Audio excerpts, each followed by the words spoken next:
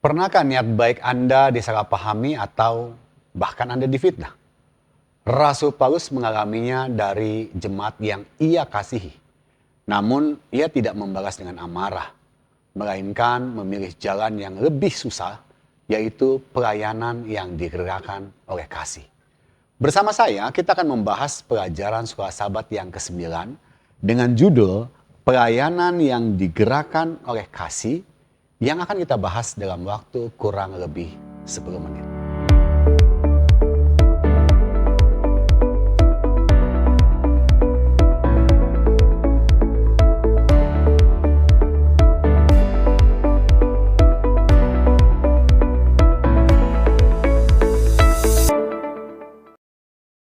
Garis besar pelajaran sekolah sahabat sepanjang minggu ini mengingatkan bahwa pelayanan sejati tidak diukur dari bebasnya masalah, tetapi dari motif hati yang mencerminkan kasih Kristus di tengah penderitaan dan kesalahpahaman.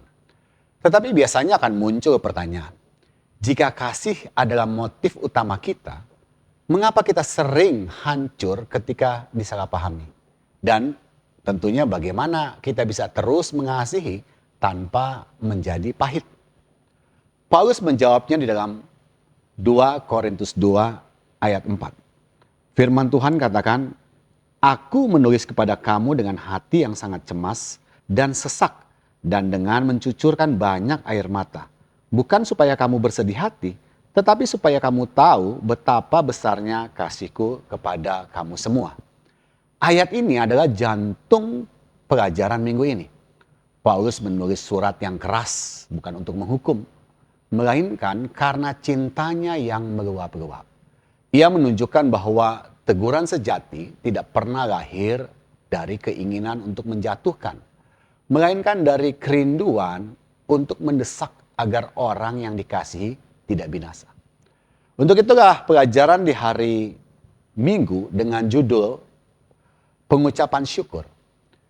Kesimpulan pelajaran yang bisa diambil itu bisa kita baca di dalam 2 Korintus 1 ayat 3 dan 4. Di situ dikatakan bahwa terpujilah Allah Bapa Tuhan kita Yesus Kristus, Bapa yang penuh belas kasihan dan Allah sumber segala penghiburan, yang menghibur kami dalam segala penderitaan kami, sehingga kami sanggup menghibur mereka yang berada dalam bermacam-macam penderitaan dengan penghiburan yang kami terima sendiri dari Allah.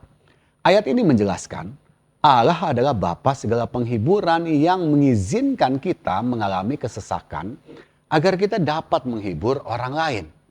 Itulah sebabnya walaupun menderita, Paulus mengajari kita semua untuk tidak bersandar pada diri sendiri, tetapi pada Allah yang bahkan sanggup untuk membangkitkan orang mati. Sementara pelajaran hari Senin dengan judul kesederhanaan dan ketulusan. Bila kita membaca di dalam 2 Korintus 1 ayat 12 sampai dengan 14. Inilah yang kami megahkan, yaitu bahwa suara hati kami memberi kesaksian kepada kami bahwa hidup kami di dunia ini, khususnya dalam hubungan kami dengan kamu, dikuasai oleh ketulusan dan kemurnian dari Allah, bukan oleh hikmat duniawi, tetapi oleh kekuatan kasih karunia Allah. Sebab kami hanya menuliskan kepada kamu apa yang dapat kamu baca dan pahamkan, dan aku harap mudah-mudahan kamu akan memahami sepenuhnya, seperti yang telah kamu pahamkan sebagiannya dari kami, yaitu bahwa pada hari Tuhan Yesus, kamu akan bermegah atas kami, seperti kami juga akan bermegah atas kamu.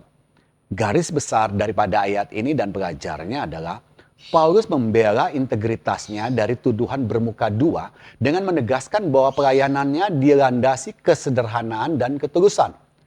Kedua kualitas ini bukan berasal dari hikmat duniawi, tetapi murni berasal dari kasih karunia Allah. Paulus yakin motif hatinya yang jernih akan terbukti sepenuhnya pada hari Tuhan Yesus. Sementara jika kita berpindah pada pelajaran hari Selasa dengan judul mengubah rencana demi kasih, kita bisa membaca di dalam 2 Korintus 1 ayat 15 sampai 2 Korintus 2 ayat 4. Di dalam bacaan itu garis besar pelajarannya adalah Paulus mengubah rencana perjalanannya bukan karena tidak dapat diandalkan, tetapi demi menghindari rasa sakit yang lebih dalam bagi jemaat di Korintus. Dan tentunya Paulus menolak dituduh Dia seorang yang pelin-pelan dengan menunjuk pada Kristus yang selalu berkata ya dan amin bagi segala janji Allah. Fleksibilitas ini adalah bukti nyata kasihnya yang rela berkorban demi sukacita dan pemulihan mereka. Sementara di pelajaran hari Rabu dengan judul pengampunan dan penegasan kembali kasih, kita bisa membaca di dalam Alkitab 2 Korintus 2 ayat 5 sampai 11 dan juga 2 Korintus 7 ayat 5 sampai 13. Intinya garis besar daripada ayat yang diberikan ini, pelajarannya adalah berisi tentang surat teguran yang keras justru membuahkan pertobatan sejati. Sehingga Paulus mendesak jemaat untuk mengampuni dan meneguhkan kasih kepada orang yang bersalah. Tujuannya adalah pemulihan, bukan penghukuman, agar orang tersebut tidak ditelan duka cita yang berlebihan. Karena kasih sejati selalu menyeimbangkan kebenaran dengan pengampunan agar iblis tidak mendapat kesempatan untuk memecah belah.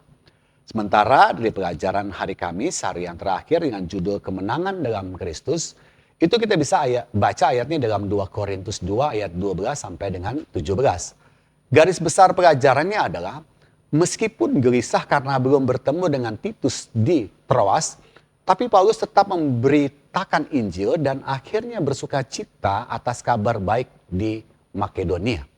Paulus menyadari bahwa Allah selalu membawa mereka dalam jalan kemenangan Kristus di tengah segala kelemahan manusia.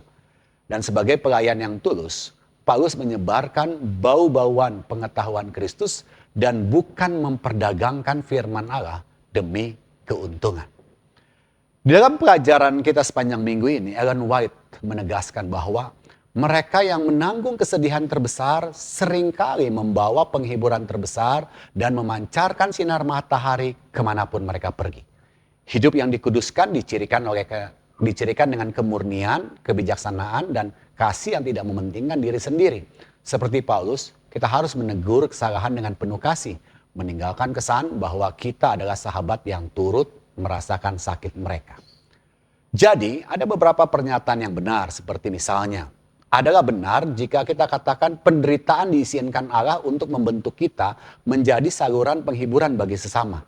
Tetapi salah bila kita mengambil kesimpulan bahwa penderitaan adalah tanda mutlak bahwa seseorang ditinggalkan dan dihukum oleh Tuhan. Dan tentunya juga benar bahwa disiplin gereja bertujuan memulihkan pelanggaran melalui pengampunan dan penegasan kasih. Tetapi salah tentunya bila mana ada orang yang pernah bersalah harus dihukum selamanya dan tidak boleh diterima kembali dalam jemaat. Dan adalah benar, setiap pelayanan yang sejati didorong oleh ketulusan dari Allah, bukan keuntungan pribadi. Dan tentunya salah bila mana kita dengan cepat mengambil kesimpulan bahwa perubahan rencana pelayanan selalu merupakan bukti ketidakjujuran dan sikap pelin-pelan. Saudara-saudaraku, pelayanan yang digerakkan oleh kasih bukanlah tentang menjadi sempurna atau selalu disetujui semua orang. Pelayanan ini adalah tentang membiarkan hati kita dihibur oleh kasih karunia Tuhan, sehingga dari retakan hati kita mengalir sungai pengampunan bagi orang lain. Minggu ini, mari kita berhenti membela ego ketika disalahpahami. Mari kita berani mengubah rencana demi menyelamatkan seseorang dan membuka tangan untuk memeluk mereka yang jatuh. Biarlah hidup kita menjadi jejak cahaya yang membawa wangi-wangian Kristus di tengah dunia yang terluka ini. Kita akan bertemu lagi pada pelajaran berikutnya. Dan Tuhan akan memberkati bila mana kita mempraktekkan apa yang sudah kita pelajari.